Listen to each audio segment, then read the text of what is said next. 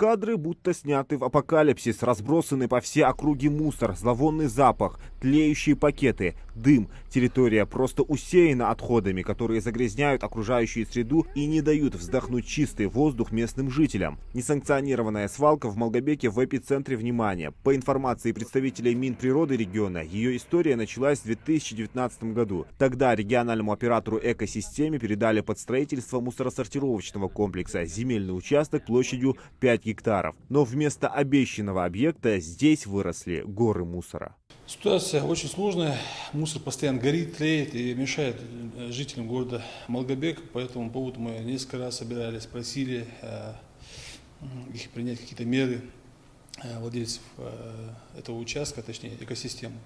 Меры ими не принимаются никакие, поэтому мы все-таки решили. Последнее совещание было с участием Росприроднадзора, Россельхознадзора, мэра города Малгобек. На последнем совещании было принято решение все-таки расторгнуть договорные отношения и взять участок в пользу государства.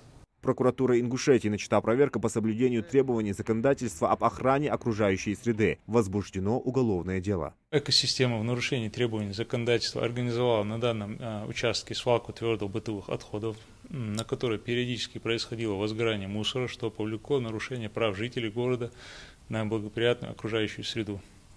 Материалы проверки прокуратура направила в следственные органы. По результатам их рассмотрения возбуждено уголовное дело по части 1 статьи 238 УК РФ, а именно оказание услуг, не отвечающих требованиям безопасности жизни и здоровья потребителей. Ход и результаты расследования уголовного дела взяты прокуратурой республики под контроль. Также в республике ведется работа по расторжению соглашения с экосистемой, которая не выполнила свои обязательства по обращению с твердыми коммунальными отходами. Речь идет о нарушении схемы потоков ТКО от источников их образования до объектов обработки, утилизации, размещения отходов.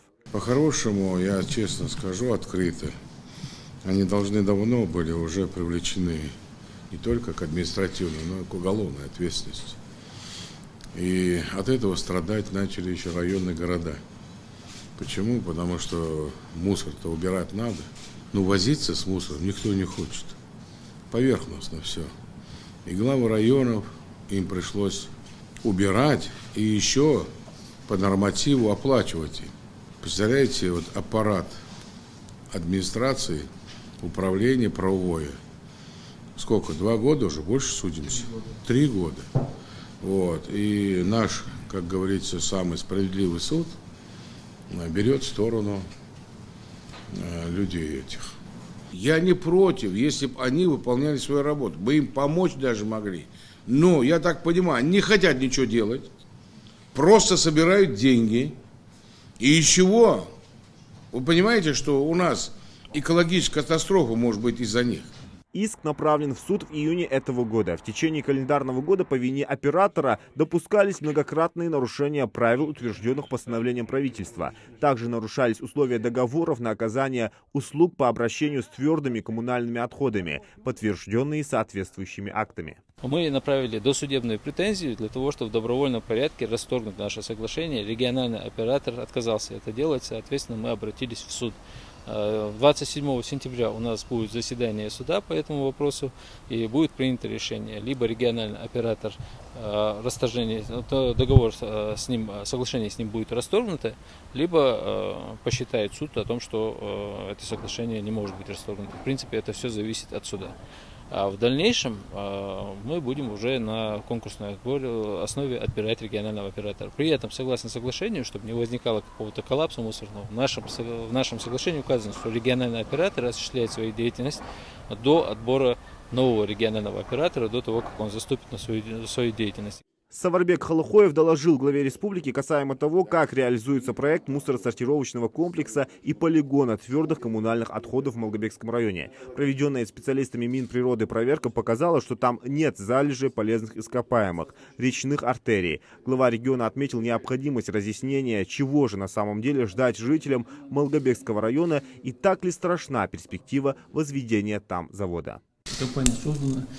Земельный участок определен, то есть мы провели исследования. Какие замеры делаем в части грунтовых вод, в части, это очень важно, а потом подводных речек, там, изоляция какая.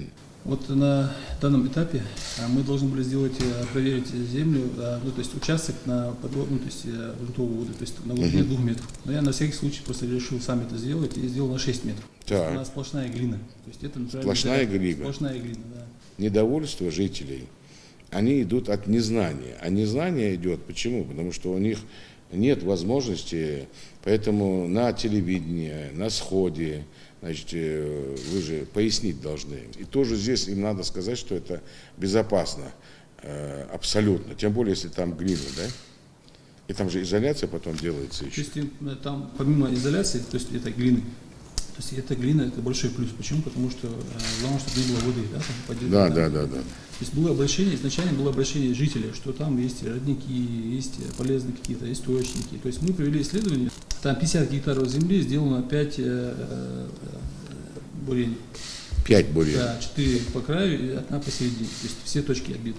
Все точки. Да. Это как по нормативу. Это все как положено. Да. Здесь все будет как положено, то есть по закону. Строительством объекта в селении Верхние Очулки займется республиканский экологический оператор, основным учредителем которого является Корпорация развития республики. В дальнейшем будет рассмотрен вопрос о наделении организации статусом регионального оператора по обращению с твердыми коммунальными отходами на территории республики. На данный момент у нас как раз решается вопрос о разработке проектно-сметной документации. В рамках разработки этого проекта мы проведем полное изыскание земельного участка, который мы выбрали в сельском поселении Верхние Очулки для этой работы. По удаленности от населения этот участок расположен более чем в 5 километрах от крайнего жилого дома и в сельском поселении Верхние Очулки и Средние Очулки. По санитарным правилам достаточно 500 метров, то есть довольно-таки далеко расположен от участков этих. Опять же будет предусмотрено много-много мероприятий, которые снижают негативное воздействие от этого объекта. Несанкционированную свалку в Малгобеке в скором времени ликвидируют. Региональному оператору придется полностью привести территорию в надлежащее состояние. Зелимхан Калуев, Сулейман Костоев, Новости 24.